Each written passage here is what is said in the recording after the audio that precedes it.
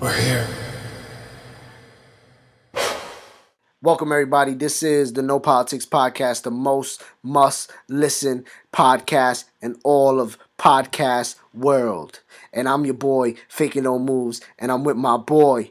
Working genius on, like you said, the most must listen podcast in the podcast world. I didn't even know there was a podcast world, and Yeah, that's us. that's If you just what it tuned in is right right now. now, you tuned into the you in the right place basically. You Yeah. tuned into the right station right now. So Yep. So we got a great conversation we gotta have about SmackDown, Raw, and we got our fasting predictions for this episode. This episode we wanted to start a little different. I know you definitely wanted to start a little different, and instead of starting with Raw, since we got to predict for their pay per view, we're gonna start with SmackDown, then get to Raw, and then get to our predictions. exactly. I mean, So plus it's hard to argue that SmackDown had a hell of a show, and it might be worth talking about first anyway. yeah, that's true. I'm not gonna lie, I came into this episode feeling completely Team SmackDown. Damn, I fuck with you now. I didn't fuck with you Like for real. before, but I fuck with you now. Like when I was watching SmackDown, and I was just like, you posted it too, with the whole Miz and Cena segment. You were like, it already beat Raw, and I was thinking it already beat Raw, but I was like, damn, Team SmackDown, SmackDown's killing it. Like dead ass in my head, I was like, Team SmackDown, bro. You were changing alliances on the spot. Yeah, I For mean, when real. I posted that, obviously I exaggerate a little. We actually have one commenter that tends to call me out on my over exaggeration. His name is Adrian Bobby Burgess or Burgess. I don't know how I'm pronouncing that, but he said one segment can't destroy a whole show because that's what I said. I said 25 minutes in and Raw has been destroyed, but he said but it was good. But yeah, I just be exaggerating a little bit. I'd be a little hyperbolic with those statements just because Hey I'm kind of Bobby, Team SmackDown. hey Bobby, keep doing it. His Yes, name's Adrian Bobby, right? Adrian Bobby. Yeah, yeah. Bobby, keep doing it, Bobby. I like that. Gotta keep me in line a little bit. You let me run wild, I'ma just keep going. But Yeah. yeah, I was exaggerating, but yeah, hell of a fucking opening, and we spoke about it a little bit earlier. That opening segment was about 25 minutes on its own, Yeah. commercial And free. Just it started off real strong, I thought. Miz, like we've been saying week after week, has stepped his game up to a whole nother fucking level. And what he did with Cena, and how Cena came out and basically the mic didn't work, and he was like, "You speak when I say you can speak." Yeah.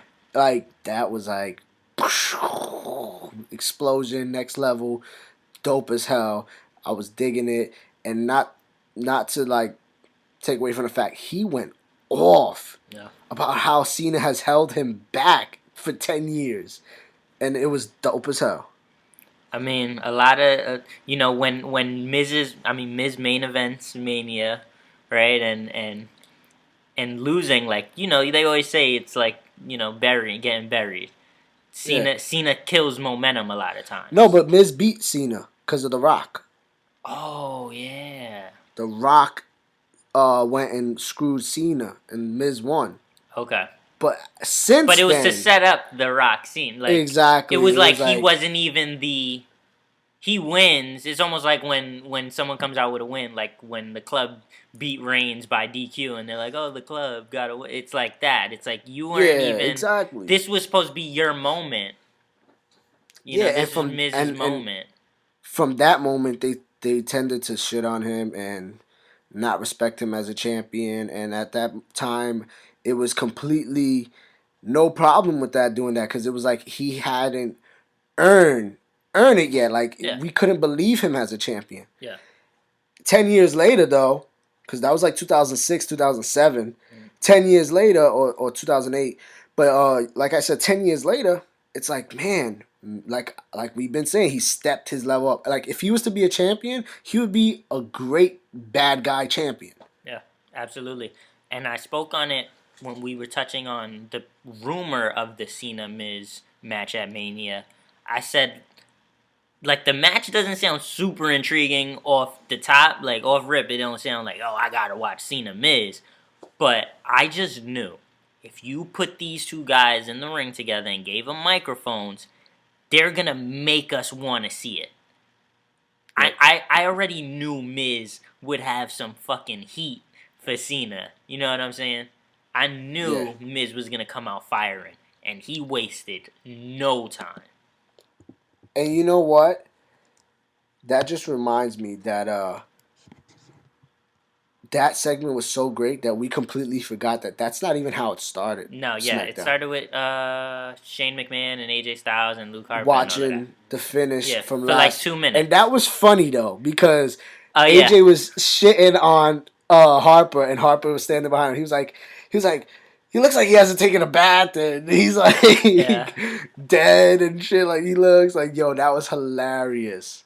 And then it was funny that Harper, all he said after Styles walked away was "thank you," and like it looked like he was about to say some creep shit, and he was just like "thank you." It had like a Braun Strowman almost feel to it. Like he said something you didn't expect him to say, you know. And I like that. I mean, I like Harper's character and what they've been doing with it. Yeah, it was dope. And then like we said, Miss TV, great. Miss talked about Cena going to Hollywood and all that, like, and the crowd actually started chanting, "You sold out." Yeah, they Yep. did, which was kind of. I mean, it wasn't surprising, because Cena, you know, he's that hot and cold kind of. He's polarizing is the word, and so you know some crowds will do that to him. I like that Miz is always very aware. Like one Yeah. thing that's great about the Miz that not enough people do it, and to me it's like common sense to do. But Miz is very aware of what the crowd is saying, how the crowd reacts, when to pause, when to let the crowd, you know, make noise, when to stop. He's very, and I don't even know what the word is for it, but just very aware and conscious of, you know, when to, like, some people, they can't handle a tough crowd, like a raucous crowd. Like, they'll try to speak over it, or they'll try to combat. Like, some people aren't good with it. And Miz just, like, he takes it all in, and he just kind of reads and reacts to it It's from an impeccable way. That shit is awesome. it's from the Miz studying Chris Jericho, like Cena absolutely said. see it. Yep. But you know what was crazy too? How Cena said, "Oh, if I run the WWE, I damn sure wouldn't be facing you. I'd be facing the Undertaker." Mm-hmm. And that was like a moment. It was Well, weird because he was like, it's like a breaking breaking the fourth wall kind of moment where you're kind of just like, you're not acting as though you're a character. You're acknowledging the fact that people are pulling strings. You know, something that you shouldn't. I think he was basically saying like that's what he wanted. Well, to that's do, what he likes and to that do. The WWE didn't want to do it, basically too. That's what Cena likes to do, though. Cena always likes to. It's reminiscent of like CM Punk days. But see, talking to Triple H. Taker definitely should have faced Cena, man. I'm not even. Yeah, I hope he doesn't face Roman. I hope he doesn't face Roman. I mean, I don't fucking know, but Cena versus Taker, that's deserving. Do you remember any of their battles back in the old SmackDown? No. Yeah, Cena got deep on that feud. If you could look it up on the network, the WWE network, they actually have it probably. And WWE Network for $10.99. The extra dollar actually, goes if to you us. sign up, you get 30 days free, and if you sign up today, you'll get not only Fastlane but WrestleMania. Yo, I hate that they were saying that. like no shit, it's within the 30 days. I get it. They were saying it almost like they're offering WrSLMania free. Like, But no, it just falls within the 30-day threshold. No shit, we It's get still both. a hell of a deal. Oh yeah, I mean, I already got the network, so. But you know what I said when they said that? I was like, I've been a network subscriber since day one. Yeah, so everybody else got to step their Recognize. shit up. You really been since day one? Yeah, boy. You already know. Why you so proud of yourself? Because I'm a true WWE fan, and I support the network, and I'm telling you, They probably have that Taker versus John Cena feud from Mm. back in the days on SmackDown, and it was dope. Actually, I think they have a collection. It's the evolution of John Cena. If you haven't seen it, you got to see Ooh. that because they show his old stuff from when he was the Doctor of Thugonomics and how even when he debuted against Kurt Angle after that match when he lost, Taker went up to him Oh and yeah, I gave him remember that. a pound. Yeah, I remember that. So it's a story there. Like it could have happened, but it's not. So let's continue because Let's not it dwell was a on great that too segment and much. we got a lot. Well, not a lot, but we got some more to talk about, We're especially still from not this even segment done because with that segment. Maurice steps up and smacks him. I don't remember nothing she said though, but it was the weakest smack I ever Don't talk saw. to my husband like that type shit. Oh yeah, Definitely was a weak ass smack. big ego, small package. What Oh the yeah, fuck? she was coming at his. Miz has the biggest ego. That is. Damn, I didn't. Cena could have said that right back. Like, Yeah, like but yeah, that smack was really weak, and the crowd definitely saved it with their reaction to it because that shit was so weak. Like you could just see how weak that was. She definitely could have went harder than that. And then I liked Cena's reaction to it though. Like he didn't act like too like shocked or like he upset. was He like, he just kind of like, you know what, like I took your bitch ass slap, and now I'm laughing because you about to get your ass whooped. and then he goes, "You made the wrong decision." Yeah, And you who made the comes worst out? decision of your life, something like That that. was funny how he really said that. Like, you made the wrong decision. He was bigging his He girl said up. it in a great tone too. Like his delivery on it was perfect too. Like that's what really. And then Nikki comes out. Nikki, is running to the ring, but they escape. And Nikki on the ring, on the mic goes, "You mess with my man, I'm gonna break you, bitch." It was like so like a lot of it just it didn't sound forced, bro. It sounded so like, yeah, I'll Bro, break you, bitch. yo, Like, they got beef. yeah. The Bella twins got beef with Maurice. They used to be best friends, and then Maurice got fired, and so the Bella twins weren't in WWE either, and they were working on a deal to come back together, and then basically WWE brought the Bella twins back and not Not Maurice. Maurice. And Maurice feels like Brie It Bella was shady. and her worked that deal up to cut her out on the. Mm. So that's crazy, right? I mean, I fuck with But she this can't feud mess from with all Nikki. angles. They're gonna take these L's though. Unfortunately, bro, I told you like Miz should win this shit, bro. Nah, they're not better. They just can't. They can't Okay, but why can't they? Let's discuss this because for a Maurice second. ain't messing with Nikki and Miz ain't messing with John. All Like, right, it but is give what me it more than is. that. Like, yeah, I know technically, like, but like this, like Cena's gone. Cena's a part timer, bruh. Like he don't need So this what? win. So what? He don't I need don't care. this. Yes, he don't need this L to Miz. Come on. But Miz could do it in the He most heel okay. If way, he and it was puts gonna him over face even more as a if he was heel. gonna face Taker, then he's gonna take a L, but not Miz. In the eyes of it's the end of his career. Like nah, they're not gonna do Yeah, it. you got past that torch, bruh. It's the end of your career. It's time to like, and it's not to say like Cena never puts people over because he has, but like, yo, put the Miz. If you put the Miz over as like this crazy not dominant heel, but like And let's not talk like John Cena's retiring. Like he's not. He's probably never gonna retire. he out though, bro. Has Flair ever retired? Like really? No, Besides the no, time no. they actually made him do it as a He's storyline? like, no, I get what you're No. saying, but Cena, he's not gonna be around a lot. Like this win isn't gonna really benefit him too much. This win Yeah, would benefit Miz so much more than it would benefit Cena. but Cena will always come back around and give that excitement that Hulk Hogan, The Rock, people like that, Yeah, the Ric I Flairs, can the absolutely Undertakers agree. bring. Yeah, And that's once in a lifetime. The Triple H's, like Cena's up there. He's gonna bring that feel forever for the WWE universe, I don't and argue that's that. why he won't take the L in 2017. I don't Maybe he'll argue take a that, but I L don't think to the that's Miz in reason. 2024.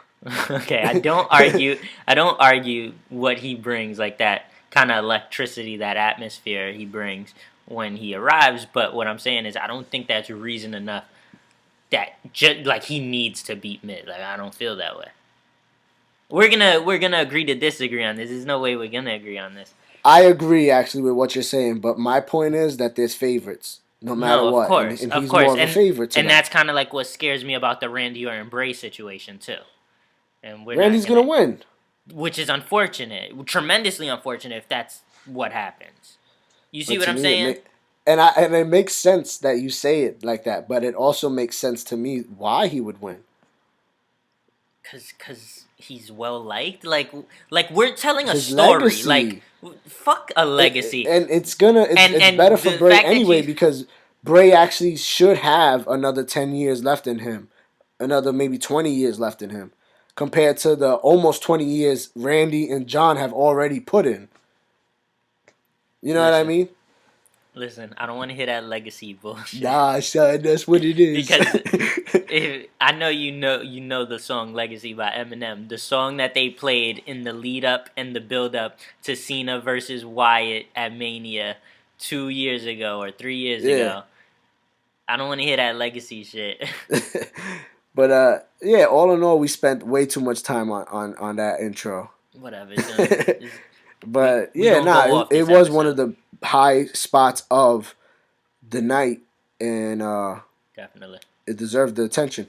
So moving on, though, we get the 2 out of 3 falls match: Mickey James, Becky Lynch, and it was cool. I didn't for some reason why I didn't know it was a 2 out of 3 falls. I forgot. I didn't know it was a 2 out of 3 falls till they said it was a 2 out of 3 falls. Yeah, Like like did they I didn't announce that remember coming yesterday? in if it was gonna be a 2 out of 3 falls. But it makes sense too because they both been. I think it was like the perfect stipulation Yeah, for Mickey them. got the first pin, and Becky got the next two, and Becky gets the W.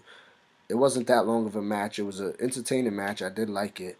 Uh, but the intro when Mickey James was coming out, Mauro Ranallo said something about Sheether, and basically Let's talk referring about it. to Mickey James as Remy Martin, Remy Ma from the Boogie Down Bronx, BX, Terror Squad. But Oh man. he referred to her like in that term, and then David Otunga later actually mentioned it and was like, "You got to it before me." It was like I think well he referenced Becky Lynch to Remy Martin actually. I'm sorry, Okay. and Otunga referenced Mickey James to Nicki Minaj and said, "I think she might get Nicki Minaj tonight," or some shit. He said, Okay. like, I was like, "What the hell?" Whatever. But yeah, they always throw some hip hop They up on their references. pop culture. You know they be up on their pop culture. Moral is, and I think I he's wonder. impressing David Yeah. Otunga. Right. I He's like, wonder. David Otunga's like, "Man, Moral, you know your stuff." Does Mauro Ronaldo just sit at home during the week, like just looking up hip hop beefs and shit? Like Yeah, I'm just like trying to picture Mauro Ronaldo, right. like staying up on what's going on in the hip hop BT world. jams and Yeah, shit. yeah. Like, yo. But yeah, it was a cool match, and the commentary's always dope. Uh, Becky got the win, like we said, and Oh, who Alexa knows? Bliss tried to interfere.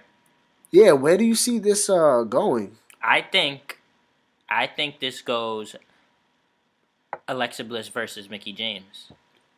Because we mentioned it a couple weeks ago when Mickey James debuted and she was helping Alexa.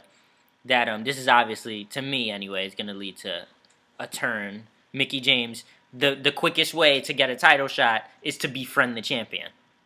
Yeah, We've talked about it, and that's what yeah, Mickey James came in and did. She's a savvy veteran at this point, so she knows what's up. That's how she got her first title shot and her title win against Trish Stratus back in the day. It only makes sense, and that's where I think this is going.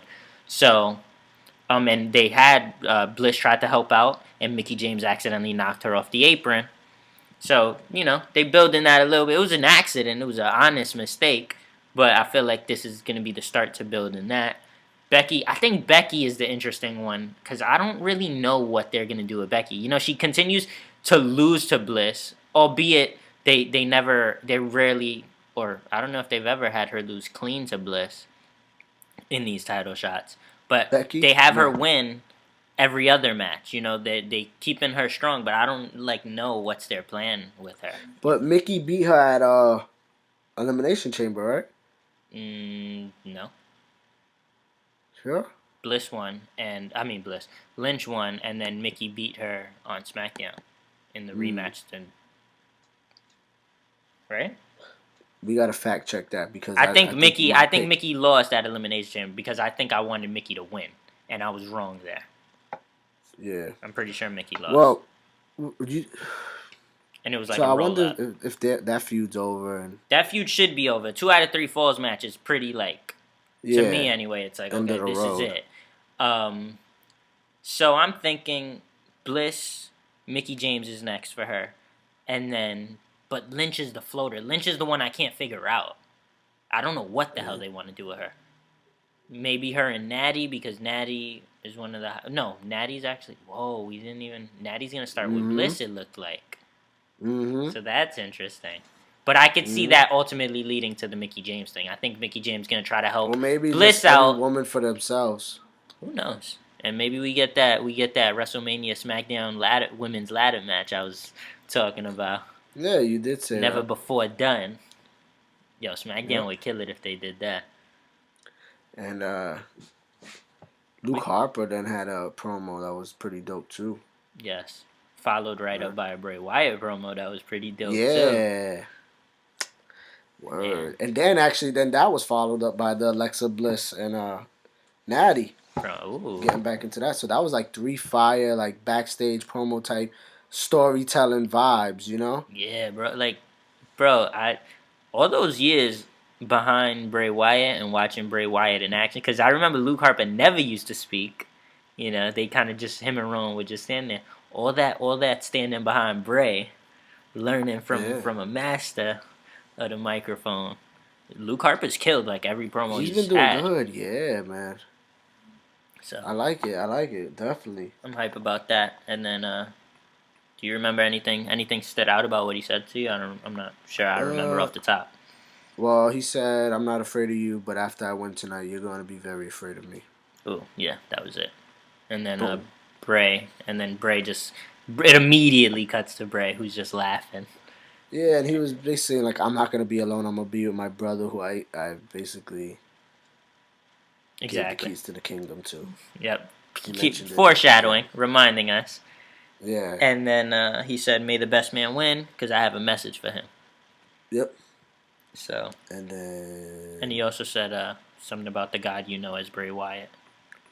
yeah, he was saying some He shit. was going off. You had to educate me on some of those big words they were talking about. Yeah, But but yeah, and then Alexa Bliss, Natty, and then we get our number one contender match. Which to me, I was like, damn, this is tight early. I was surprised. I was like, hey, okay, whatever. And I was like, damn, I wonder how this is gonna end now, since this match is coming on now. How'd you feel? yeah, I was surprised too. I didn't realize like how it was gonna end, but then it made sense when the main event was Bray Wyatt's invocation or whatever, because he Yeah, says whoever wins, I have a message for them. So he was basically telling us right there, like, oh, I'm gonna talk my shit later in the night after we find out the winner. So that yep. ends up being the main event. I was confused at first, but now it all made by the end it all made tremendous sense, and I was like, that's dope. And this was basically like the only other match on the card besides a quick little match There was a Ziggler later Cruz on. match later. Yeah. Ziggler and Cruz, yeah. Ambrose Hawkins too was supposed to have. Oh, that was funny. I Yeah. enjoyed that. That was good, yeah. I There feel was bad for also a Hawkins. Carmella segment at some point. Yeah. But Oh, AJ yes. Styles and Luke Harper, they had a fucking good match, man. I can't even front. Um, they went out the ring, in the ring, a whole bunch of false finish, freaking. Eventually, AJ Styles hits the forearm and gets the pin, and what's his name puts Harper puts his foot on the rope, but the ref don't see it. So we're Yeah. like, what the fuck? And AJ's kind of celebrating. Shane McMahon comes out, restarts the match. I'm I would have thinking, been all right, fine. I would have been fine if it ended it right there and then they extended it one more week. Because we talked about how they've been trying to extend it and hold off. yeah, I thought the same thing. And then Shane came out. I'm like, okay, restart the match. Harper wins now. Here's what I thought was gonna happen when Styles was like talking shit to Shane on the ramp. I thought Harper was gonna roll him up or catch him or something, and then Styles was gonna lose, and Shane would have let it rock, and that would have started the Styles Shane feud that's rumored to happen. Yeah, exactly. But that didn't But happen. That's not the how it match happened. restarted. The getting it in again, and Styles hit him with the what's it called? Basically, but Harper kicked Shane in the face That's or what some happened on shit. the outside. Yeah. Yeah, because AJ Styles went and started popping his shit in Shane's face, and Shane was like, "You better watch your tone, like calm down." Hmm. And then Harper came to come at him and ended up kicking Shane. Yep, AJ then freaking puts Harper in the ring or some shit, rolls him in the ring and hits the splash, and then boom, gets Yeah. the W. Capitalized. Somehow, some way though, I don't feel like AJ's gonna be in this main event. Yeah. I mean, He that's that. I said it. I technically he posted it. should be though. It was pretty clean. He pinned him 1, 2, 3 after the match was restarted. AJ now has 2 claims to getting a title shot. Yeah, like we He spoke about has the last week. rematch clause, like you said last week. Never got a one-on-one shot. And he also now just became #1 contender again. And I don't see how Harper hitting Shane sets up a beef between Shane and AJ. Exactly. So that's why I who was knows? confused as far as how it ended. I think ultimately, and I posted about it. I said AJ Styles defeats Luke Harper. He'll go on to main event at Mania for the WWE title. I hope the decision stands because AJ deserves to be in the main event at Mania, but something seems off to me. Yeah. And so I share that sentiment with you. I can't. Something is telling me like somehow, some way, like for me, there's no reason that AJ shouldn't main event at this point. But if they're gonna do it, like Shane would have to do some crazy heel shit, Right? to screw him. Like I don't get where they're going with it really, or how We they're gonna gotta stay set that tuned. up. But yeah, I Stay guess they're tuned. keeping us fucking interested. We can say Yep. that. And then AJ was popping some shit to Shane when he was walking up the ramp. One thing, maybe I didn't realize that he was popping shit though, because one thing I did realize, and I always mention Shane McMahon's kicks. He was rocking the metallic ones, the all gray suede with the metallic silver joints, the toe I know box what you're with the saying. check. Yep. This is fire. Yo, he always got the heat. Those are some rare joints right there. To have them fresh, brand new, clean the way his were, much props. Stepped his game up. We keep it with the fashion on the No Politics podcast as well. So Nah, but you know what? I can't even front. When we saw him live, he had the fragments on. oh yep, Remember? He had the yep. fragments. Yeah. But yeah. So that was dope. And then Carmella and James Ellsworth interrupts I think John Cena and Nikki backstage or some shit like that, and they start Yeah. joking. And James Ellsworth was kind of scared of Cena. Mm. He was like, "You don't talk about my girlfriend," and she was And then like, she's like "Friend," and friend, he's like, "My friend who is a girl." like that. Yeah. Yo, that shit was hilarious. Yo, I love that. Like, I love the slow build of Ellsworth and Carmella. They I'm keep just they keeping them involved. Like I say what you're gonna say because I feel like you're not feeling it as much as I am. But no. I wasn't even gonna say nothing about Carmella and Ellsworth, but at the moment while you were saying that, I remembered, and I'm looking at a picture of Ellsworth, his sweater. It was Carmella's merchandise, and it was the C, and it was like the Jordans hanging. It looks like that's from dope. the C. Okay. So that shit's pretty fresh. So that he's putting on for Carmella. Yeah, I But mean, I was gonna say, go ahead. not to cut you off, my bad. But Cena's never had like a girl that's by his side that Yeah, like it was weird to it's see, gonna be a even short time even though thing. it's Nikki. Like even though, But they have so much good chemistry because they are a couple that yeah, it actually worked really well. And the backstage segment, they were spot on. Their chemistry, everything was like they were one. They were like the ultimate team. Like she is the female Cena. This is what Cena needed. Like I'm yeah, actually excited to see them go forward now, and hopefully maybe it could continue after Miz and Maurice. yeah, I absolutely agree. I doubt it though, because Cena's gonna be gone.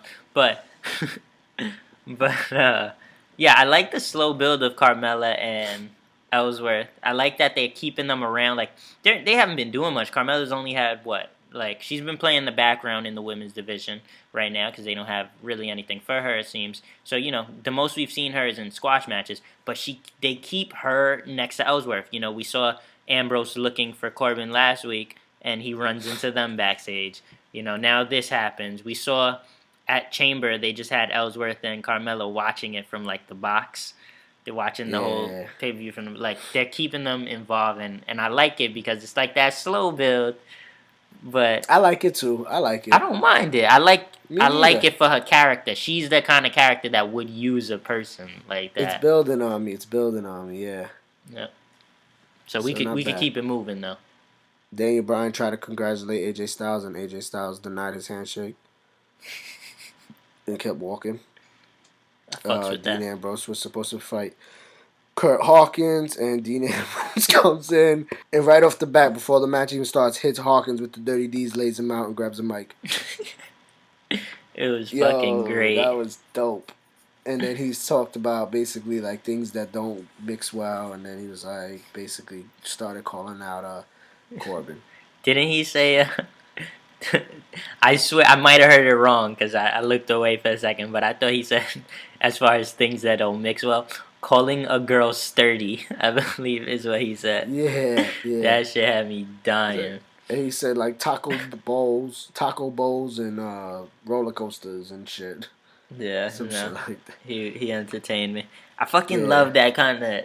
I love when they've been booking Ambrose really well, and we've spoken about this a little bit. Like his backstage segment with Ellsworth last week too, where he just kind of rolled up on them, and then Daniel Bryan came in. He was like, "Can I beat him up tonight?" Like mad casual and shit. Like all these people are just. I love all these people are just fucking like side notes to what he's trying to accomplish. Like, let me just beat up Ellsworth. Let me just finish off Hawkins in 2 seconds. Like, and he's really been obsessed with Corbin now. Yeah, I mean, we talked about the picture. Yeah, so I fucking love it. That was mad funny. And originally we thought Miz would be in the Intercontinental title race when we did some early WrestleMania predictions. Well, no, I thought Miz would be against Daniel Bryan, so I was way off there. Oh yeah, you thought that too. I thought maybe Miz and Ambrose, and I was like, but then what's there for Corbin? Maybe Strowman. But now it's looking like it's Corbin, clear. It's pretty clear. Ambrose, of course, Miz, Cena with the women involved, and I hope Roman versus Strowman, but I don't know yet. We'll see. We got some Raw to talk about after this, and then our predictions for Fastlane. So we're gonna get through this because we don't got much left of SmackDown. Yeah. But I look forward to see what's gonna come from Corbin and Ambrose. And Ambrose tells him, "Don't start where you can't finish," and we are far from finished, baby. Good job, Ambrose. Yeah, and then we get Apollo Crews versus Dolph Ziggler in a chairs match, and they said, I was like, damn, like chairs match, and they kind of mentioned Apollo being hurt, his ankle. Well, he used the chair to destroy his ankle, so it makes sense that they would have a chairs match, and then Ziggler's been hitting everyone with chairs, so. Yeah, but Crews was in the Battle Royal, and they didn't mention nothing about his ankle. Continuity error. So I was like, they kind of, I kind of got mad about that. But altogether, like, it wasn't a bad match. I really didn't pay attention to it, though, because of that. I thought it was a good match. Yeah? Nothing special, but I thought it was a good match. I'm trying to remember how it ended. I know Ziggler wins. Yeah, Ziggler won. But I don't remember the exact. Ziggler tripped up Crews, and Crews hit his neck on the thing, and he, by his throat. Like guillotine. Yep. We gonna throw some Future in at that point right here. My guillotine. That's my song. I know you know that shit. But are you talking about the mask off? Mask off. Yep. Yeah, you saw the shit I posted on on Instagram on my personal shit. Is it the dude playing the flute? Because I seen that. Oh no, you posted. Nah, it was like a bunch of white people, a bunch of emo people dancing to it. Yeah, no. Have you seen the one with the guy in his car, the old guy in his car playing a flute? Nah, I saw another one, the Indian dude with the flute. This is a white dude sitting in his car in traffic, and the beat dropping. He's just playing his flute.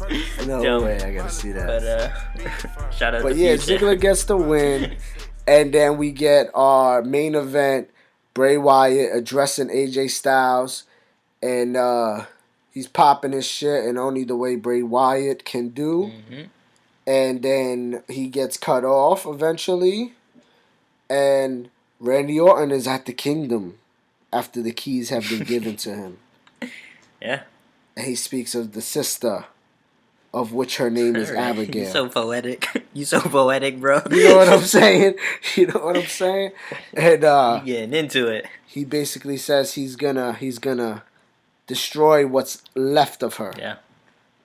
And he has a thing that looks like he's gonna break the floor, but then he just Pickaxe. puts I it believe it's down, or called a he moves to the pickaxe. side. A No, not pickaxe, a yeah, and then he pickaxe. gets a pickaxe. You know what I'm saying? Pickaxe. You're right. So we're gonna edit that. And then he goes and gets the gasoline and starts pouring it around. They kept And cutting Bray to the Wyatt. ground with just worms and maggots, by the way. It was really Yeah, dark. yeah. But it was kind of like supposed to be Sister Yeah, Abigail's exactly. remains. Yeah. You know, and then basically my favorite part though about that was that they kept Bray cutting in the to ring. Bray back in the ring, and he was like, he wasn't saying nothing, but his face was saying Yeah. everything. His face was screaming, "No, don't," Yeah. and it was beautiful He was work screaming by no that and man. don't a few times too. So, But yeah, his no, his face face was said like his everything. He didn't eyes were have to screaming even it. scream. Yep. Yeah, it was amazing. And Did you wait? Randy Orton ends up burning Did you down the say his Kingdom. eyes were screaming? Yeah. That sounds like incredibly poetic. I would if I dropped an album of rock songs, I might call it "His Eyes Were Screaming." That is beautiful. I just wanted you to know. No, but it's No, for real. That's exactly. just so real. That's how much I was like loving what was going on at that Yep. moment, bro. So, Randy Orton But burns the barn down. down the The Kingdom. barn is The Kingdom with the how can we not forget just the rocking chair just rocking with yeah. nobody in it. The whole time behind Until him he just stops rocking. it. That shit was And then the yeah. sound effects, That shit was amazing. like you could think like, oh, they're a little dramatic and over the top and obvious. It was almost like you could almost compare it to like when they showed like those lights in Randy Orton's eyes when he first joined the Wyatt family. You know, it was like those corny lights Yeah, they put in his yeah. eyes. That was corny. But like I didn't mind the sound effect with just the constant like banging where it was just like dum, dum. It kind of set like that tone, and it wasn't too much. So I enjoyed that. Yeah. And then Bray basically was like, was he next to the announcer's table at the end when he was like Yeah, really, really they were breaking down, gone. crying like you're The gonna pay guy for they it? all cleared out the announcers table is what it looked like. But he at Yeah. first he initially like threw the top off of the announcers table, and then yeah he was like Hmm. breaking down by the announcers table. Yeah, that was dope, man. What a way to start and end that show. SmackDown has definitely surpassed all expectations when we initially had the brand split and the draft, man, and it's really dope to see how fucking awesome this Bro, show has think been. about even in this like their matches tonight were the number one contenders for the WWE title to main event Mania. That's one. The other match was a chairs match. The other match was a 2 out of 3 falls match. Like they mix it up, bro. Like I And mentioned we didn't it. even see the tag Usos Yeah, and like and Alpha. they exactly, which it gives me that NXT feel too, because there's times where we don't even see a certain champion on NXT for a cup. But I like Yeah, it. It makes it feel that valuable it's when you dope. do see it. You know, like this isn't no Yeah, shot against Raw because Raw has 3 hours, so a lot of times they have to give you literally every champion, everyone they got. You know, so yeah, I'm not even gonna take shots at Raw for that, but like I like how SmackDown does it. yeah. I'm fucking with it. I fuck with it. Yep, Team SmackDown at the moment. Can't even front Team SmackDown right now because SmackDown is killing. But let's move on, man. I don't know. Do you want to take a break here? Then we come back and talk about Raw and we talk about Yeah, we could do Fastlane. that. Okay, no doubt. So we're gonna take a break. Then we'll come back for Monday Night Raw and our Fastlane predictions. If you stuck with us this long, we appreciate it. If you We'll stuck be with us right this back. long, you a real one, basically. Real one. I've been with WWE Network since day one. We'll be right back.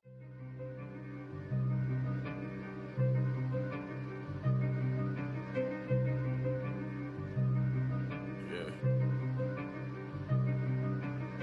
She be all by the party, I be out in Toronto, love. She be all on the party, I be moving that long, love. She be all by the party, I be trying to bring it home, man. I be trying to bring it home, I be trying to bring it home, love. She be all by the party, man. They be all by the party, love. Yeah, I be trying to bring it home, all out in the zone, all out in the zone, baby, gotta take it home. Where to sleep, where to rest, we don't worry about the rest, Lord, checking in, checking out, roses all on my vest, whoa, we be having them night, she be talking about life, cold, so I be talking about money, pay them forward to go, old friends made decisions, I was working trying to get it, man, shovel on with the cards, eating like Thanksgiving, Lord, they ain't get with the vision, rush out when you switch. Lost one, got two, hold home till I get it, gotta get it. She be all by the party, I be trying to bring it home, Lord. She be all by the party, I be trying to bring it home, man. She be all by the party, I be trying to bring it home, Lord. She be all by the party, I be all in my zone, Lord. Yeah, we had to go to break because I seen come down and I seen the cat creeping up behind you. I was like, yo, there's too much going on right now. The cat was just slowly creeping. I was like, yo, that cat is about to do something crazy. We need to go to break. Yo, that's epic. Yo, that's hilarious. Who asked who had us when we down? She should know it ain't changed. To the shells, little roll. You know the goal, keep it long. Watch the watch rolls go. No chain, let's change. On the ship, on the list. It don't feel the same unless you earn it. Double, can't forget it. No regret, pulling out a dry. Let me raise, weak, raise shot. All around praying that you stop. Hate to see them back with a ticket. Hit 11, think she get a memo. Ran at least that I don't check the schedule. My time, due time, prime. Fly time, called her with a hot. Get it, she be all by the party. I be trying to bring it home, Lord. She be all by the party. I be trying to bring it home, man. She be all by the party. I be trying to bring it home, Lord. She be all by the party. I be all in my zone, Lord. And we're back. And if you're stuck in this long to the most must listen podcast in the podcast world, never gonna be on the list, always top, but never, on the bottom. No, that was horrible. But basically, I'm trying to say we appreciate you listening this long, and we're gonna talk about Raw as fast as we can because Raw was pretty long, 3 hours, and it wasn't that eventful. But we did pop it off with Goldberg coming to the ring, and then Kevin Owens interrupting Before you continue, him. I like the fact that you said Raw was pretty long.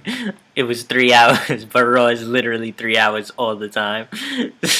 but this Raw, it dragged for me. I gotta say that. It dragged for me so much. So it's actually an accurate statement. But continue. Goldberg pops off Raw. So Goldberg and Owens basically were going at it on the mic, and the one thing that stuck out to me, Owens' promo. I am telling you right here, right now, you, Bill Goldberg, are next in the evolution of Kevin Owens as Universal Champion. He said, "You're next in the evolution of Kevin Owens as the Universal Champion." And I was like, whoa. What were we just talking about last week about how Andres Hale had mentioned the whole thing of a reincarnation of evolution named Revolution. And basically Owens, Joe, Triple H, Balor in the club. We said a guy like Finn Balor. Yeah. And we also mentioned the whole suit shit. And again with the suit. Again, another week. He was wearing the suit. They planting seeds. So this was dope, bro. I fucking love that. At least they're doing that well.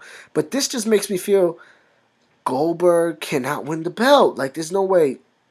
Brock has to cost him. Somebody has to cost Jericho. him. Maybe Jericho might cost Owens, and the title can't switch hands on DQ.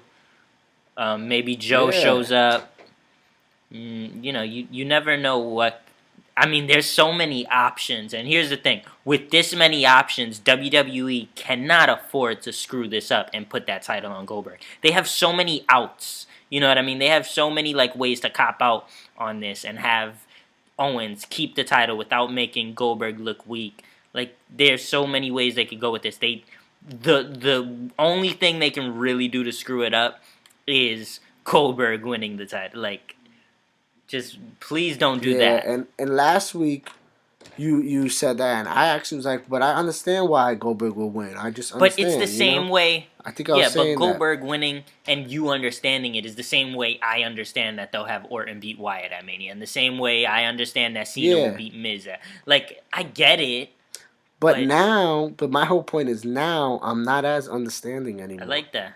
It just won't make sense. We about 45 minutes into the podcast, and you changed your tune in that 45 minutes. You I'm became saying less I'm not understanding in understanding 45 minutes, and I about appreciate that. Goldberg, and Owens, But it is what it is, man. Yeah, cool little. Basically, Goldberg says, let's not wait till Sunday. Let's do it now. Kevin and Owens then don't feel like Kevin doing Owens it is now. like, all right. And then he was like, nah, Yeah. not Oh, tonight. he said, "Where are we? Green Bay? Not gonna Yeah, they happen. don't deserve this.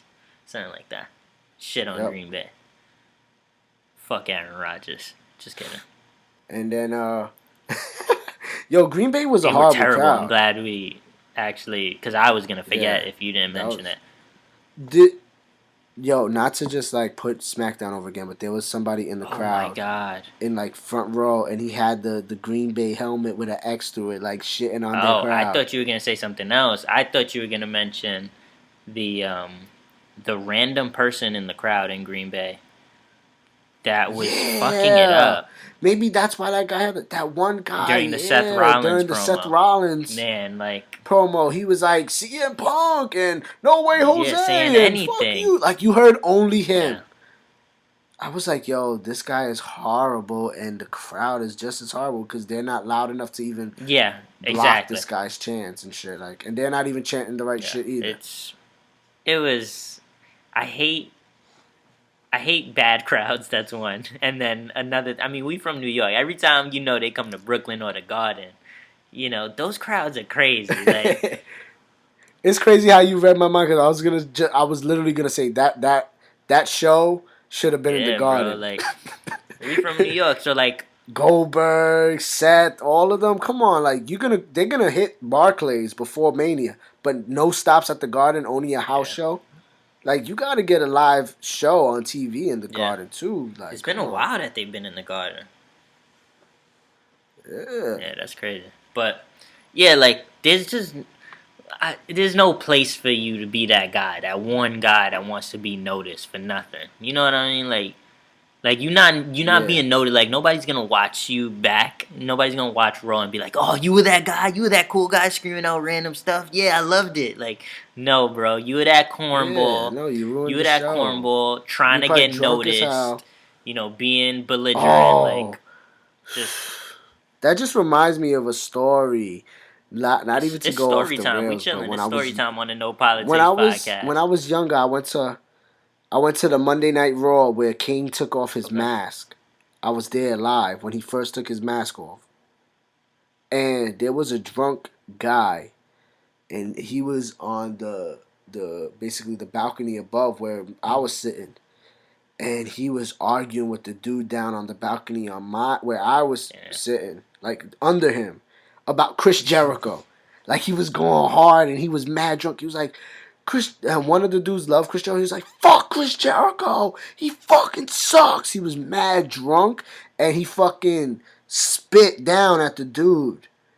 And I was like sitting right there. I saw it all happening. Like security came in, like took this guy out. You saw the spit splatter? Like he was spilling beer. He threw money down on him. He was like, "Fuck Chris Jericho!" How much he threw? Yo, he was acting crazy. And this guy who was being loud on TV this past Monday just reminded me of that guy. Like, just you think you're being cool, but you're ruining the show for the other corny people. Is what you know, you're trying too hard. You try hard, or you're just drunk and acting up and. If you're a grown ass man, you need to know how to chill. You know what I'm saying? Like, you're a grown ass man, dog. Like, relax. I shouldn't have to tell you. If you a grown ass man, I shouldn't have to tell you a grown ass man. I should not have to remind you of that and that you need to, act responsibly.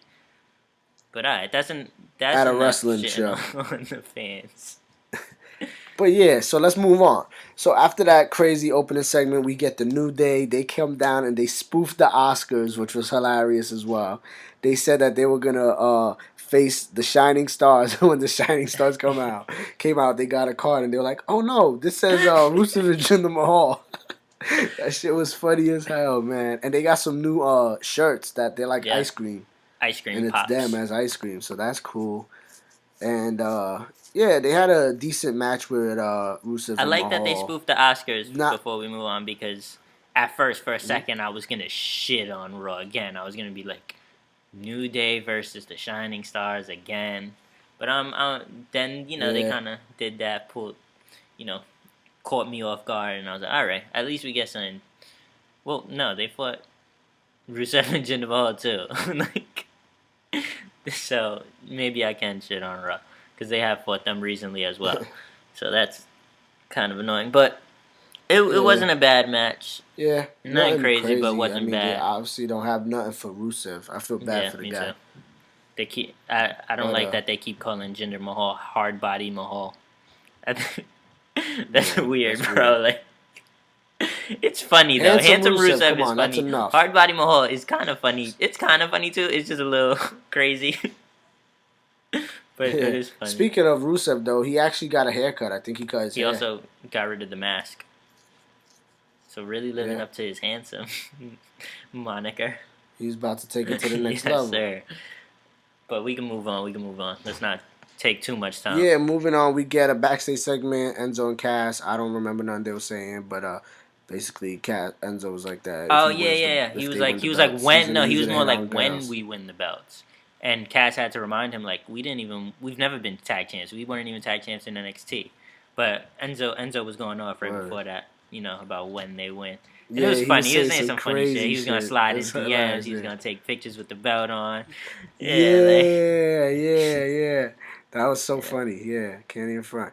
And then we also get a backstage segment with Samoa Joe and Cesaro and Sheamus. And I like backstage. this. I like when we get backstage stuff to Yeah. set up other stuff.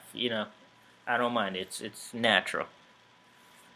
I like Joe just walking around backstage the whole night, fucking with people. And he was dressed in a suit. And he was dressed in a suit. Yep. Yeah. And he basically Cesaro tells Joe that he's just carrying Triple H's jockstrap. Yeah. And then It basically is going to lead to basically says something about him not being successful. Like, you haven't been successful. and it leads to a match for them. And that's pretty much it. We can move on. Yeah. Stephanie, another backstage segment. Stephanie McMahon, Mick Oh Foley. man, I like this, man. and, Stephanie's great. Yeah, she was saying that it was the anniversary of the day that Triple H ended his career. And then she said she was gonna apologize. She started off by saying, I need to apologize to you. But then she was like, not for threatening your job, basically, but for putting you in this position where I should have knew you were gonna fail. Like a very backhanded apology. Which actually led to like the segment with Foley and later in the Strowman, night. where he was like, clearly my days are numbered. Exactly. But I like GM, this. What's going on? This dynamic. I thought that was pretty dope. Yeah, and then we get the cruiserweights, Tozawa, my guy, and Noam Dar. But I'm not gonna lie, I didn't really catch too much of this match. I was kind of distracted at the moment. Nah. But I do know that Kendrick came and attacked Tozawa. Yeah. So. Or some shit like that. To continue their little feud, we could keep it moving.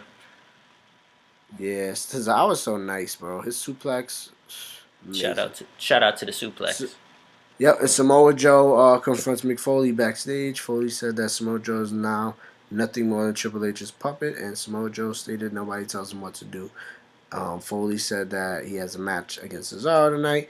I think Foley also mentioned something about like how he did believe in him 13 years ago and all that, all the stuff he put, like all the hard work he put in, and that's why now like he feels like you're just Triple H's puppet, like type shit, right?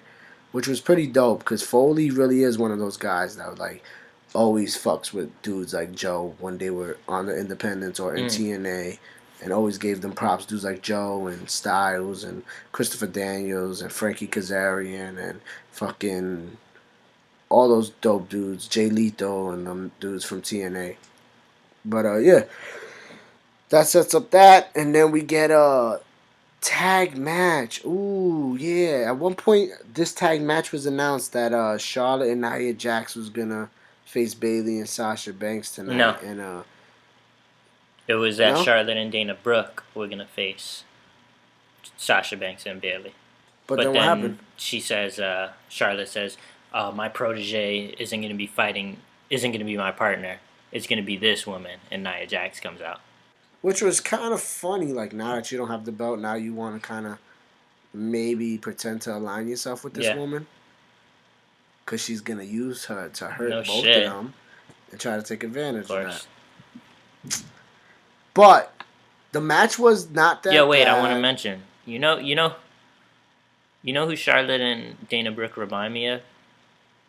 Xena Who? and Gabrielle. Have you ever seen Xena when you were a kid? I remember Xena, but not Gabrielle. Was The the one blonde with the hair, blonde like hair? her little protege, like her little. That's who they Yeah. remind me of. Like when I saw them standing next to you, I was like, Charlotte is like Xena, and Dana is like Gabrielle. That's what it reminds me of, like that strong female, and then, her little protege. Honestly, I'm really Confused? disappointed the way that. Okay. No, I'm disappointed in the way that they used Yeah. Dana Brooke. She could be used a Yeah. lot better. I don't know. It must be something. Something's just not. I'm clicking disappointed probably. that Emelina hasn't come back yet. Honestly, Emma and Dana were a tag team in Exactly. NXT, and they were dope. I was just joking, but Not good. gonna lie. I'm glad you brought that up. But yeah, the match got some time as well, which was surprising. They went on for pretty long, and all in all, Charlotte and Yeah, Nia. Nia, they made W Nia look off. really strong. Like she took on basically both of them at the end and got the clean win, like super clean win. And then, oh, let's not forget. Also, Charlotte was bleeding. Like at some point, she got cut in the face or something Just like like that. her Eyebrow. father. always, It's crazy. always finding a way. But when they won and they were both in the ring and they had their arms raised, I think I texted you at that moment. I was like, "Yo, they look fucking bad They ass absolutely standing next to did. each other like that." Like there was something about their dynamic that was like, if there was a women tag division type shit, like they would be one of the most dominant tag teams. Yeah, Like it was. They absolutely did, and I told you right back that it reminded me of almost like just the natural feel or the natural like chemistry of the club with Charlotte. Kind of like just when you saw it, you were like, "Whoa!" That was the same feeling I got with this when I saw Nia next to Charlotte. I was like, "Wow, that looks dope." Charlotte's another one who's has stepped her game up. Like her game is top notch at this moment. Like mic wise, work wise, look wise, character wise, she's just really Listen, clicking on all and you know cylinders, me, and you know I'm huge. she's You the know queen. I'm huge She's on the Charlotte. queen, man. Every time she would lose the belt to Sasha, I would say like, "Yo, Charlotte really needs to be the champion. She needs to be the one." And like, sure enough, she kept getting it back. She's been like, even though Sasha's had her little reigns, and even though Bailey's having her reign, like Charlotte is that constant that's around that title. She's been the holder of that title. She's been the one, and like she deserves to be that one. She's durable. You could count on her. Like something you can't do really Yeah, with Sasha. That was one thing they were afraid of with Sasha. So just And Charlotte's about to be the 5-time it's women's incredible. champ. That's For Raw. incredible. 5 already in like Yeah. a year. 5 reigns in a year. That's crazy. But moving on, we get Braun Strowman backstage going up to Mick Foley. Mick Foley, he was like saying, Roman has a match tonight, so you can't get him. Or do you want Roman? What's going on? Like, something like that. And then Braun Strowman was like, no, I demand a contract because I want him to sign it so that he has no reason to back out and not show up. One of, like, it seems small, but this is one of my favorite parts. First of all, Strowman, every time he speaks, bro, he's so fucking, like, he's a great talker. He's super clear, like, Surprising. right? It's awesome. And like for his not to me, it's not surprising like that this man can do it. It's surprising that they have his character speaking this way, but it seems natural. It's not like Because he really is a monster among men. He's not supposed to be just like this crazy monster. yeah, He's exactly. a man who's a monster. Like he's Bro, big as that was fuck. perfect. You said it perfectly. He's just Yeah. exactly. He's still a man. It's not like they're trying to build him into Kane or someone who is big and just can't Yeah. communicate. Like no, he's a regular man, but he's just a bigger, better, different man than the rest of us. So Exactly. yeah, exactly. It's perfect, and I like that he can speak clearly and he explains. A lot of times they have a contract signing and it's like, oh, obviously some shit is gonna go down, and this is stupid to set up a contract signing and then be like, oh, I hope you know that this doesn't mean you guys fight. Like that's dumb. But the way he explained the reasoning why there needed to be one, why he wanted one, was perfect. I thought it was dope that they actually implemented that, and he delivered it so well because he's so damn eloquent. So I fucked with this. And we get a contract sign made for the main event slot of the night. Moving on, we get Big Cass versus Luke Gallows, which was a short match. At one point, I thought it was gonna be a tag match, but it was only a singles match. I was confused, and Cass got the quick win though. Yeah, nothing to really talk about. With the big boot to the face, yeah. Enzo was popping his shit. Yeah, now we can move through this stuff quick. Sheamus had a match with Titus O'Neil. I think we both sarcastically was like, "Oh, great, our favorite part of the night always, Titus." Yeah, I like this. I like this. And I gotta admit, I don't know how you felt. I'm gonna talk about it really quickly. They were putting over Titus as like being tremendously way more aggressive than you usually, which I was okay with, whatever. And then I liked that it was quick. I like that the fucking bro kick took his lights out. That was dope.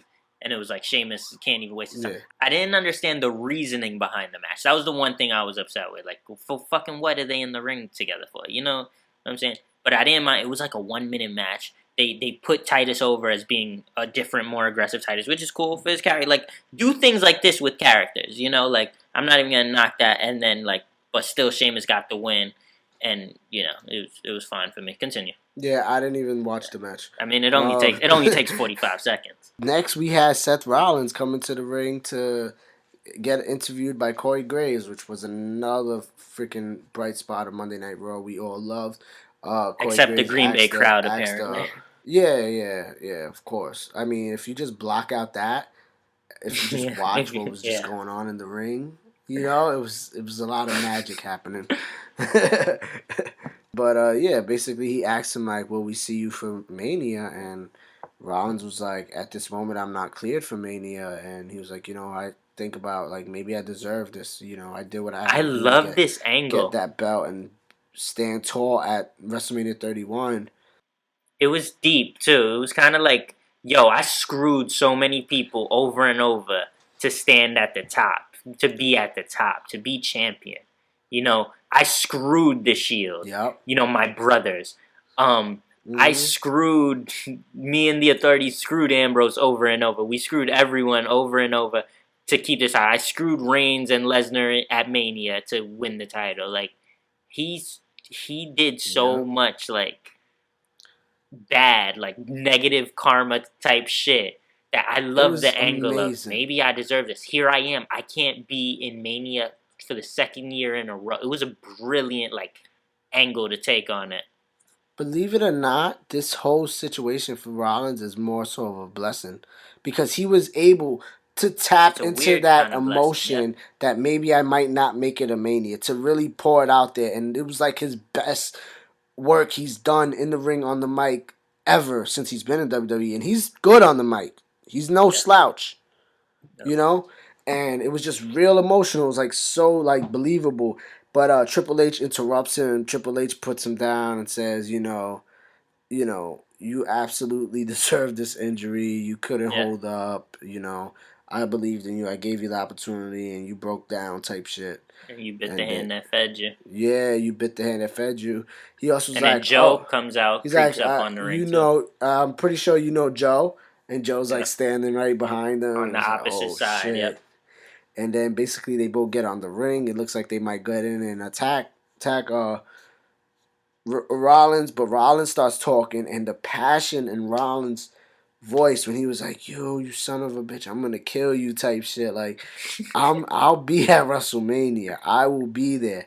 And at that moment, they were looking at each other face to face from a profile shot with the camera, and I just saw the past and the present Triple H. Like, it was like Triple H looking at himself when he was young. To me, at least. I just was like, holy shit. Like, what a moment. Like, this is really that moment. I really feel that way, that, like, Rollins is the new Triple H. I fuck with And that. it was amazing. I fucking really loved it, man. Yeah. I thought it was a brilliant segment. Like you said, you pretty much said everything I was thinking. The emotion, the raw emotion and passion. It's so much realer for Rollins. Like you said, it's not just him like saying, like playing into this character. Like, he's legit missed WrestleMania. Like, he legit can feel this. So Yeah. Yep. And he tapped into that. Like if I missed another one, it'll kill me. Type emotion. yeah, great segment. But like, man, anybody who has been listening to this podcast since day one knows the one feud I was so happy to see at WrestleMania was gonna be Triple H and Seth Rollins, man. And I just hope we really do get to see it go down. Yeah, I'm still kind of unsure. Like, I'm still in the, like, when Triple H was like, "Don't show up to Mania," it was like it told me right there, like, oh, Rollins gonna be ready for Mania. But Yeah. in what, like, aspect? Like, will he be fully, like, ready to go for a match? Like, so we'll see. Yep. But moving on, we're gonna get through these matches that followed up quickly. Big Show versus Shining Stars. Big Show destroyed the Shining Stars, which wasn't bad. I think you said you was digging that how quick he got through them. Yeah. Yeah. Like, you wasn't mad at the fact that they at least didn't drag Exactly. it out, you know? And Yeah, then we like, got, I like when there's whack segment, like the Kurt Hawkins Ambrose match from SmackDown. Like, yeah. I like when they don't try to feed us this bullshit. Like, we need to be locked into one of these matches where we know Ambrose is gonna win. Like, Yeah, exactly. But moving on, then we get Neville and Tony Nese versus T.J. Perkins and Jack Gallagher. And Jack Gallagher and T.J. Perkins got the win. I think Neville abandoned Tony Nese. Gala, did he? I know Yeah, Neville Gallagher ended hit off, him with a headbutt, and Neville kind of fell out of the ring, and then just not let go back in? Tony Nese rock out by himself. Yeah, that makes sense. Yeah, he was like, "Fuck it, I'm not gonna fucking." Yeah, we've seen him do that before. Yeah. No surprise, whatever. So no biggie. It happened, and it was a quick match. And Neville and Gallagher will be facing each other at Fastlane. Sasha and Bailey are backstage after that, and oh yeah, Steph comes up to them and was like, because Sasha was telling her, "Oh, I'm gonna be by your side to make sure nothing goes down." It's like, actually, you're not, because you're gonna be in a match with Nia, and you can't come to the ring, or you're banned from the ring or something like that. Type shit, and we were like, "Oh yay, Sasha versus Nia." Nia again. Again. All right. Wow, they couldn't find another way to do something else. Yeah. But it is what it is. Then we get Cesaro versus Samoa Joe, which was a freaking dope match, man. They killed it. Cesaro, for the majority of the match, was nursing a knee injury that I was like, yo, is Cesaro really hurt? Like, I think Cesaro's really hurt. Yeah. It looked, he sold it well. Yeah. What were your thoughts on that match? I definitely, for a second, I thought he was injured. Then you texted me asking me, and I was like, nah, definitely will work, because Joe immediately targeted it. So I was like, nah, this will work. I thought it was a dope match. Yeah. Which I expected. Like, it wasn't, like, I like that they set this up. And I like that they didn't just randomly decide, let's put these together. It was set up nicely earlier in the night. Yeah. They have history, like. So. One of the bright spots was how Cesaro went for all his signature moves, and Joe was able to counter it by attacking that leg. Like, he went for the swing. Joe started punching him in his leg. He dropped. he went to jump off the rope and hit him with the Swiss uppercut. And Joe, like, hit him in his leg when he got by the rope. And, like, made him drop and shit. Like, and then he throws him against, and he got that new finisher. That's kind of like the end of days type sidewalk slam kind of finish. Boom. But it was dope. And then Joe gets the win, and he's walking up the ramp, and who attacks him? Sami Zayn. Yeah, in the same way that Joe attacked Sami Zayn from the side. Yep, from the side. And then they actually took it to even off the ramp by right there, that little empty spot. But it was dope. It was dope. And I guess that basically sets up Sami Zayn versus Samoa Joe for Fastlane, which we all expected as well. Yep. So that's cool. Yeah, and that was actually the last match of the night. And then we get the main event segment, which was the contract signing. So not bad. I mean, besides those filler matches that basically I didn't pay attention to, like, if they would have not had that, this would have been a dope-ass 2-hour show. Mm-hmm. Like, for real. But we get the contract signing, Mick Foley and Braun Strowman. And like I said, I referenced a little earlier, there was that moment where basically Foley was like, if you don't respect me as your GM, which I could clearly see my days in number, you're going to fucking respect me as a legend. Foley decided to start screaming again. I think Foley really took it personal, though. Like, I really feel that was real, like, his real emotion. Yeah, no, I just took it as here Foley goes screaming again, and we spoke about it. Like, he makes sure to scream in, like, most of his promos. He even threw the freaking table. Yeah. That was crazy. And right when I was scared, I was like, oh, no, Foley's going to get hurt. Roman's music hits, and they get at it. And that was dope. I love how they fucking took it to the crowd and were fighting each other in the crowd and all that. And at that point, I said, there's no way that this feud could only go one pay-per-view and then nothing at Mania. Like, you got to give Strowman that look. Strowman has to get that look. Otherwise, what is Strowman going to do? Come on. I don't know, man. Like, why... Taker coming to Raw just doesn't make no sense, especially after what happened around Survivor Series. No one's going to forget about that. He said Smackdown's his brand, but he's been doing everything on Raw. Yeah. I think it's weird because if they do have Roman and Taker, like, what does Strowman do? Yeah. What the hell does Strowman... Like, I can't... There's no Goldberg, there's no Lesnar, unless there's no they want to kill Taker and put Taker against Strowman and Roman... Yeah. Like, no, that can't happen. But all in all, before we wrap it up, we can't forget about how they were in the crowd and Roman speared fucking Strowman and the security guard through the barricade. That was my favorite part. That shit was he crazy. Speared the security guard. For real. That shit was crazy. And then, but the thing is that once Roman goes back in the ring, Strowman eventually gets up and was like, "Is that all you got?" And then he gets in the ring. Yeah, and Reigns hits him with a Superman punch. And then he goes for a spear. Strowman just grabs him and just throws him into the turnbuckle, and the fucking rope popped. Which to me, that was another moment where I was like, damn, was that supposed to happen? Or did he really throw him that hard? Nah, that was definitely supposed to happen. Yeah, that's what you say, but who knows? Nah. It most likely, of course, that was meant to happen. There's no way they're going to have that shit ever. Yeah, they obviously, like, adjusted the ring. Bounce off like that, yeah. But, I also wanted to mention Braun calling Mick Foley a broken down suburban dad. I like that line. That was entertaining to me. Yep. But let's not forget that even though he laid Roman out like that, when he was walking up the ramp laughing, Reigns like musters up the strength to get up and fucking sign the contract. Anyway. Yeah. To show, even though you just beat me up, I'm still strong and I'm gonna fight you at Fastlane and I'll see you there. Yeah. Sunday, buddy.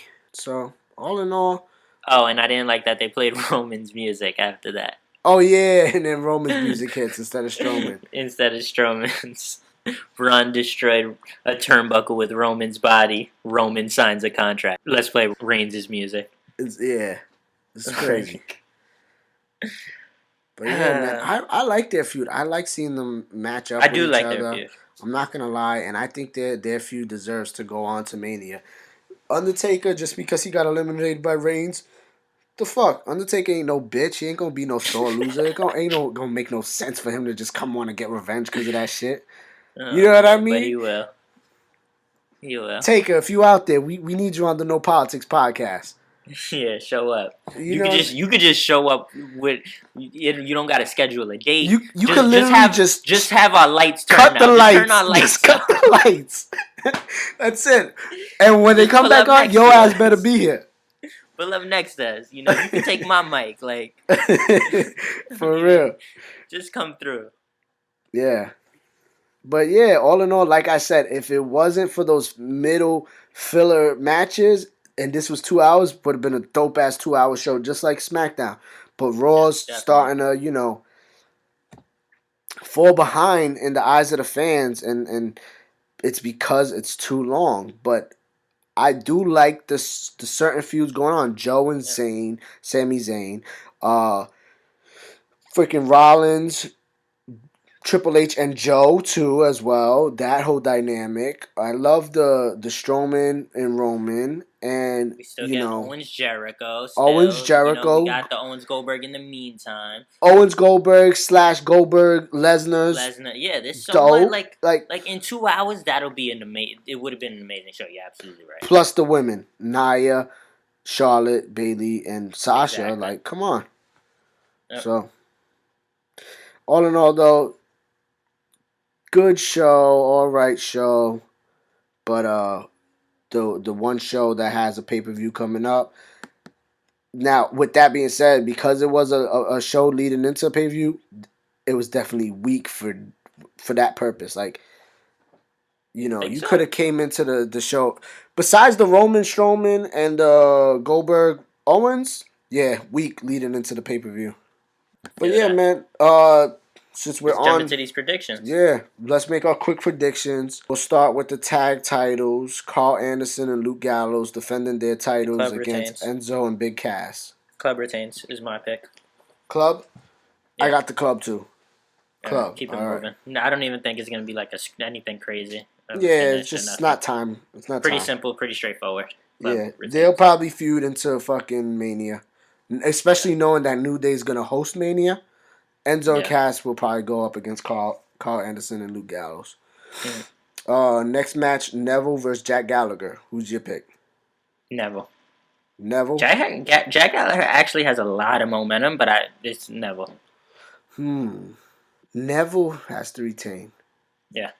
And him and Rich Swann had a hell of a fucking match at Roadblock. They did. But something in me just wants me to pick the underdog because I can see them hot potatoing the belt around.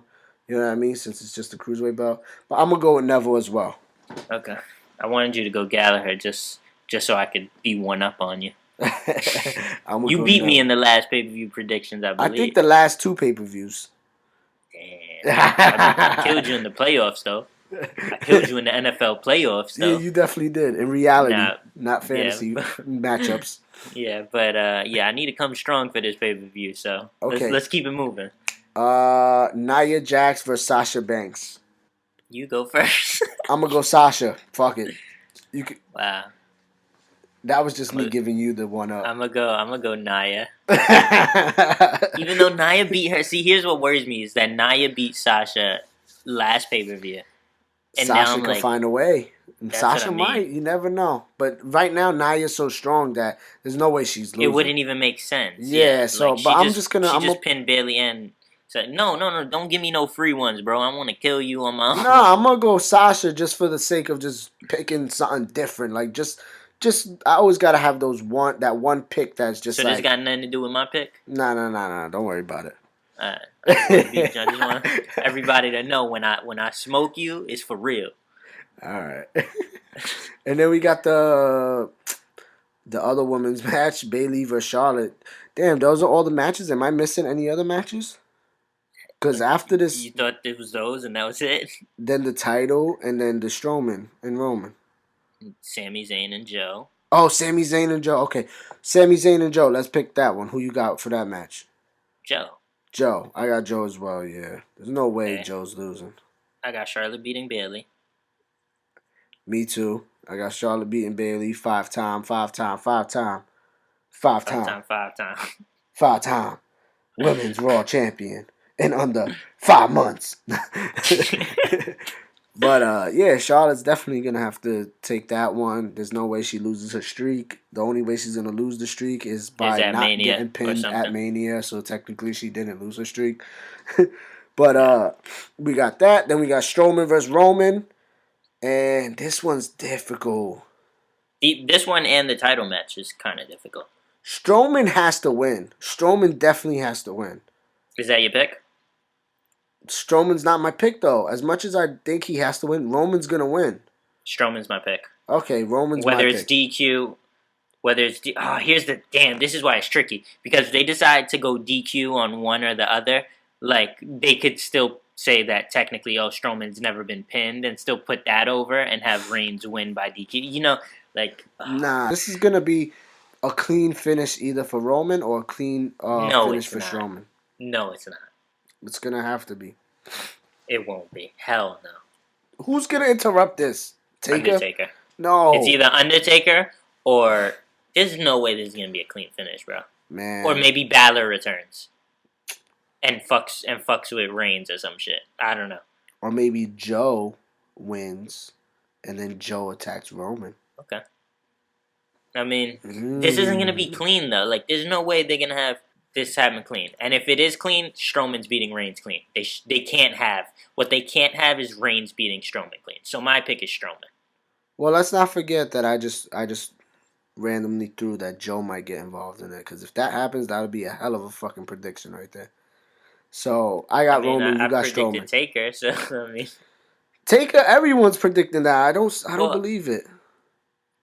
Listen, even if just the lights go out and it shocks Roman for a second and Strowman capitalizes, to me, Strowman wins. So, yeah. My pick is Strowman. Your pick is Reigns? Yeah, Reigns. All right. You about to take this L, fam. Let's keep it moving. Kevin Owens versus Goldberg in the main event. What are our thoughts? Who you got? Okay. You get the first pick. I don't want Goldberg to win. I mean, I don't want Goldberg to walk out with the title. How about that? Yeah. Whether it's Jericho interfering or Lesnar interfering, something's gonna happen. Something's gotta happen. Goldberg cannot walk out with that title. Now, I don't know if that means Goldberg wins by like DQ or something. Like, because Jericho can attack Owens and Goldberg wins the match. I'm gonna side with you on that one. And technically, we're saying Owens retains. Not that exactly. He gets to I don't want to even choose. This could be so fucking screwy that I don't even want to choose between who wins the match because they could go crazy with the fucking DQ and shit like that. If Jericho costs Owens, then technically Goldberg wins, but Owens retains. If Lesnar costs Goldberg, then that means Owens wins and retains. Like, I would think this is just too screwy. So I'm cool with going with who retains. And to me, Owens actually retains. Even though the plan and the rumor has been for a while that it's going to be Goldberg Lesnar for the Universal title, I feel like something's changed. Yeah. Unless they've just done a good job at fooling us and making us think Owens is much stronger now, since it only started 2-3 weeks ago. They could just be trying to fool us, like make Owens look stronger, so that when Goldberg beats him, it looks even better for Goldberg. But hopefully this is actually like a change in their mind, and they decided, you know what, we're not going to put that Universal title on Goldberg. We're going to keep it with Owens. So I'm going with Owens retaining. I agree. I'm going the same thing. Everything you just said is exactly what I was going to say. All right. Copycat. But yeah, man, so that's pretty much our predictions. That's our recap in the wrestling world for this week. Monday Night Raw and SmackDown. We started with SmackDown. We did things a little different since, the pay-per-view is a Raw pay-per-view. But all in all, like, I can't wait for Sunday. I can't wait for Fastlane. I'll be tuned in. Hopefully I'm entertained. And if fucking Kevin Owens doesn't win, I'm just going to be fucking mad for 24 hours, and then I'm gonna watch Monday Night Raw to see what happens. And that's the sad part. See, that's the thing. That's why ratings don't even really matter, because we'll tune into Raw because why not? You know what I mean? We Like, do it anyway. we're wrestling fans. Like, even though we like one show over the other, we're still gonna tune into both to see what's going on. You know what I'm saying? Yeah. So that's why ratings don't even determine like what's the better show. It's true. Yeah, man. Other than that, I mean, is there anything else, on your mind that you might want to let off for the people before we say goodbye? The fact that what came from Orton's promo is that he's going to take his title shot at Mania. So where does that put AJ Styles? Okay. That was something I didn't really get to touch on too much, but that's interesting to me. And I think that's gonna lead to Styles. Basically, Shane explained to Styles like, "Oh, well, I mean, Orton's earned his shot by winning the Rumble, so blah blah blah blah," and kind of screw Styles in that way. I don't know what the fuck's gonna happen, but that's interesting to me. And he's gonna take Styles' opportunity for the main event right out of his hands, and it's really gonna fucking break fucking AJ, and that's probably what's gonna make AJ fucking attack him or some shit. It could also. And then going forward, it could end up leading to an AJ Orton feud after Mania. I wouldn't mind that. Me neither. You can see that. Those are two, legends in the business. And we haven't seen them cross paths. Exactly. I think that's dope. Damn, Dope we too. dropping shit right now. Yeah, Only at man. the No Politics Podcast. Everybody, thank you for listening. As always, shout out to everyone who comments on our Instagram at No Politics Podcast. Make sure you go follow that. Shout out to Cody Campbell 20. He was commenting. When we were talking about Smackdown, had a little back and forth with me. He predicted an Eric Rowan return, actually, for Harper to win against Styles, which you actually mentioned recently. Yeah. So, shout out to him. Yep. And shout out to Adrian Bobby Burgess for, Bobby. I hope I'm saying that right. We mentioned you earlier. Thank you. Thank you to everyone, man. Like, as always, thank you for being a part of the conversation. We really fuck with that. We really fuck with y'all. We really fuck with the love in general. Exactly. It's all love here at the No Politics Podcast. Yep. And So, to all our that's new followers and listeners, make sure you spread the word and go follow, us on YouTube, SoundCloud, Instagram, and follow me at Faking No Moves. I'm the Blue Diamond on the No Politics Podcast. So No, if you you're see not. me comment, I'm you're the not. Red Diamond. I'm sorry. I should be the Blue Diamond now. Like You might- I'm gonna be the rep the Blue Team Circle. Smackdown so I'm repping hard. Smackdown now. But no. I'm the Red Diamond. Follow me though on IG at Faking No Moves. FAKINNOMOVES. You can also follow me on Twitter. Follow me at Working Genius, WORKINGENIUS, on Instagram, on Snapchat. Make sure you follow the No Politics Podcast at No Politics Podcast on Instagram, SoundCloud, like Faking No Moves just mentioned. We come out weekly. We drop in episodes. You probably catch us every Friday. Every now and then we'll have a Fallout episode coming off a pay-per-view, those special edition episodes, Yep. right here for you Monday mornings. So Yep. we might come with a Fastlane Fallout Fastlane recap for Monday morning, so be on the lookout for that. Yep. And other than that, I want to say thank you for listening. Peace.